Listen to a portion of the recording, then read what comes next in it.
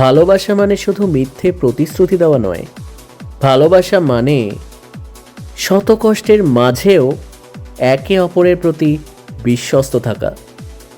ছেড়ে চলে যাওয়ার অজুহাত তো হাজারটা থাকে, কিন্তু থেকে যাওয়ার জন্য একটা কারণই যথেষ্ট, আর সেটা হলো ভালোবাসা।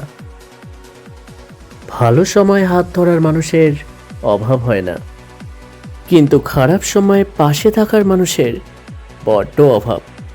আর জানবে যে মানুষটা তোমার বিপদের দিনে, তোমার দুঃখের সময় তোমার পাশে থাকে, সেই হলো তোমার জীবনের শ্রেষ্ঠ সম্পদ।